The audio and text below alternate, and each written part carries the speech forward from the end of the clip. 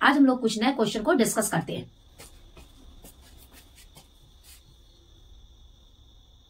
ये human sperm का figure है जिसे मेल गैमेट कहा जाता है। ह्यूमन स्पर्म में हमेशा 23 क्रोमोसोम होते हैं, 23 क्रोमोसोम मिलते हैं और ये क्रोमोसोम हैप्लॉइड होता है। हैप्लॉइड हमेशा हैप्लॉइड होता है और इसे शॉर्ट फॉर्म में स्मॉल n लिखा जाता है। ये स्पर्म का पार्ट है। इस स्पर्म में सबसे ऊपर वाले भाग को हेड पार्ट कहा जाता है। ये इसका क्या कहते हैं, ये सेकेंड पार्ट है जिसे नेक कहा जाता है। ये मिडिल पार्ट है जिसमें बहुत सारे माइटोकॉन्ड्रिया मिलते हैं जो एनर्जी प्रोड्यूस करते हैं टेल को स्विमिंग करने के लिए, तैरने के लिए। और जो फोर्थ पार्ट है वो टेल। टेल में फ्लैजिला होता है जो इसको मूवमेंट गति करने में हेल्प करता है। तो यानी कि स्पर्म के कितने पार्ट है, 4, हेड, नेक, मिडिल पीस और टेल। हमारा क्वेश्चन कुछ इस तरह है। क्वेश्चन 1, द एंटीरियर पोर्शन यानी कि आगे का भाग of sperm is covered by cap like structure known as. Sperm का जो कैप लाइक स्ट्रक्चर है ये है कैप लाइक स्ट्रक्चर। इस स्ट्रक्चर को एक्रोसोम कहा जाता है। इस स्ट्रक्चर को एक्रोसोम कहा जाता है। एक्रोसोम इसके अंदर एंजाइम भरा होता है जो ये स्पर्म को फर्टिलाइजेशन में हेल्प करता है। तो हमारा क्वेश्चन है, the anterior portion of sperm is covered by cap like structure known as acrosome. और ये एक्रोसोम स्पर्म के हेड भाग में होता है। इसके अंदर एंजाइम भरा होता है जो इसे फर्टिलाइजेशन में सहायता करता है। क्वेश्चन नंबर 2, तो हमारा फर्स्ट का सही आंसर क्या हुआ, A. Question number 2, acrosome. Acrosome ये part of sperm head, sperm के हेड का भाग है एक्रोसोम जो कैप लाइक होता है। तो acrosome is a part of head of sperm. तो हमारा सही आंसर क्या हुआ, ए। नेक्स्ट क्वेश्चन देखते हैं।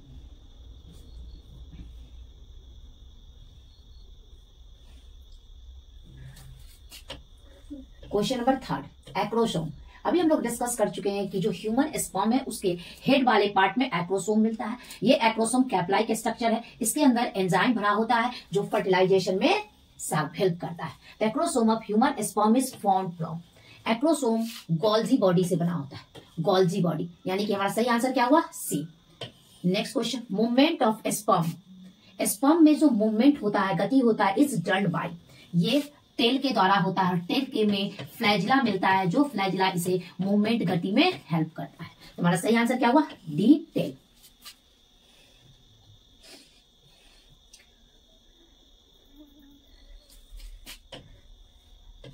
The placenta in human. अगर हम लोग प्लासेंटा की बात करें तो ह्यूमन में जो प्लासेंटा होता है वो ये बहुत इंपॉर्टेंट रोल प्ले करता है। जब कोई ह्यूमन एम्ब्रियो स्टेज में होता है उस समय प्लासेंटा के द्वारा ही बच्चे को ऑक्सीजन, न्यूट्रिशन यानी कि भोजन मिलता है और प्लासेंटा के द्वारा ही ये CO2 और वेस्ट मटेरियल बाहर निकलते हैं। यानी कि जो एम्ब्रियो होता है वो अपनी मदर से प्लासेंटा के द्वारा जुड़ा होता है। तो the placenta of human is formed by, placenta human का जो बना होता है वो कोरियन से बना होता है। तुम्हारा सही आंसर क्या हुआ, C. Next question, human embryo is protected by. Human embryo, ये एम्ब्रियो,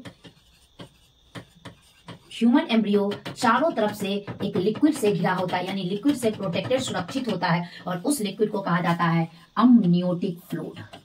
अमनियोटिक फ्लूइड, और अमनियोटिक फ्लूइड जिस कैविटी में होता है उसे कहते हैं अमनियोटिक कैविटी। तो हमारे पास क्वेश्चन है कि human embryo is protected in amniotic cavity और amniotic cavity is filled with amniotic fluid. Amniotic fluid यानी कि हमारा सही आंसर क्या हुआ, B.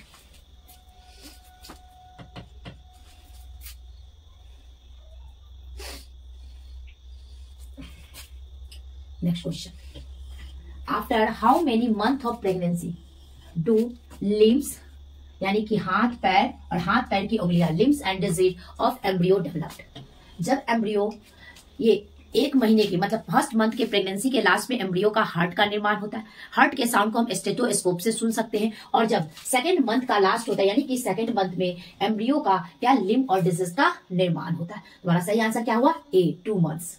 Next question, which of the following secret large amount of progesterone.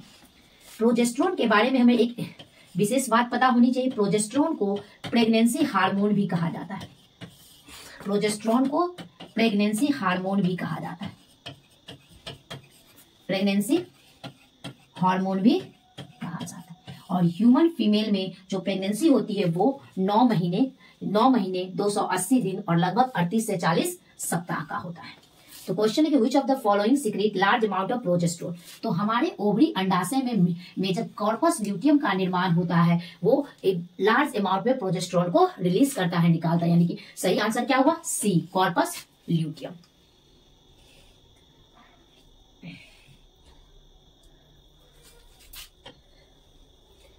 Next one, which of the following implant in the lining of uterus.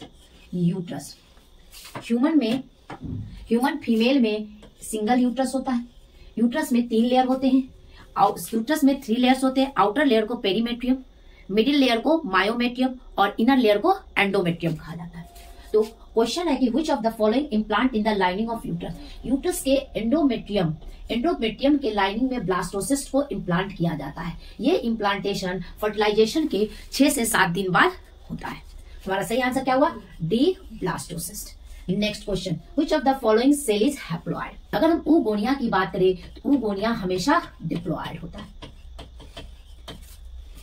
2n। Primary oocyte ये भी diploid होते हैं 2n। और प्राइमरी oocyte में meiotic division होता है जिससे secondary oocyte का निर्माण होता है, तो सेकेंडरी oocyte हैप्लॉइड होता है। और हमें पता है कि जाइगोट हमेशा डिप्लॉयड यानी कि 2n होता है। क्वेश्चन है विच of the following is haploid. इसमें से हैप्लॉइड कौन है? तो सेकेंडरी oocyte हैप्लॉइड है। हमारा सही आंसर क्या हुआ? C, secondary oocyte।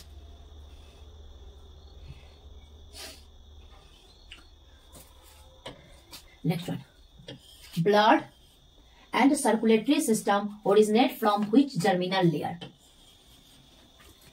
तो एम्ब्रियो में ब्लड और circulatory system mesoderm germinal layer से बनता है, ओरिजिनेट होता है। यानी कि हमारा सही आंसर क्या हुआ? B, mesoderm. Next, hemochorial placenta is found in which of the following. तो हीमोकोरियल प्लासेंटा ह्यूमन, मंकी में पाया जाता है। तो हमारा सही आंसर क्या हुआ? C, human.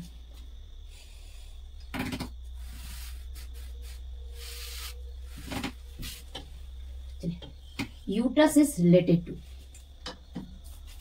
अगर हम लोग यूट्रस की बात करें तो ह्यूमन फीमेल में यूट्रस सिंगल होता है। ये इसके 3 लेयर होते हैं। बाहर वाले लेयर को पेरीमेट्रियम, बीच वाले लेयर को मायोमेट्रियम और इनर लेयर को एंडोमेट्रियम कहा जाता है। ये पेयर शेप होता है। ये जो यूट्रस है, यूट्रस इज रिलेटेड टू, तो यूट्रस फीमेल रिप्रोडक्टिव सिस्टम का पार्ट होता है। फीमेल रिप्रोडक्टिव सिस्टम यानी कि ये फीमेल में पाया जाता है। इसकी संख्या 1 होता है। हमारा सही आंसर क्या हुआ? B, female reproductive system.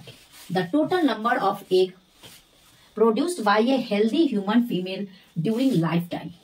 इसकी जो संख्या होती है एक की, ये 400 से 500 होता है। तो हमारा सही आंसर क्या हुआ? B, 400।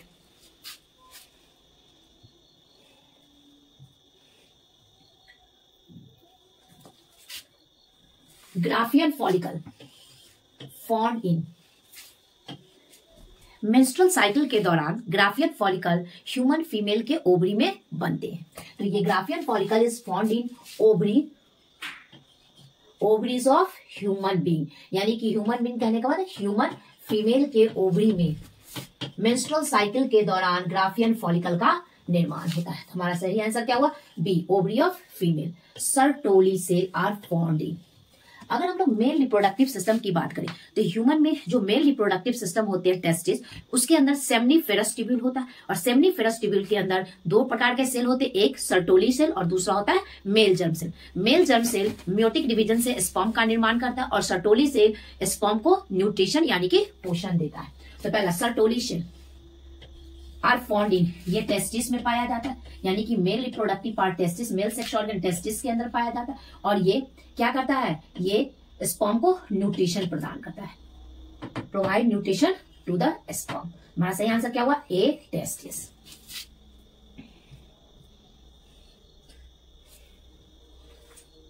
Next question, semen. Semen is frozen in liquid nitrogen. इसे लिक्विड नाइट्रोजन में रखा जाता है। Temperature -196 degree Celsius and the process, इस प्रक्रिया को कहा जाता है cryopreservation. Cryopreservation. Preservation. और इसे cryopreservation, semen is frozen in liquid nitrogen, कितने डिग्री सेल्सियस, -196 डिग्री सेल्सियस, और इस प्रोसेस को क्रायो प्रिजर्वेशन कहा जाता है। हमारा सही आंसर क्या हुआ, ए।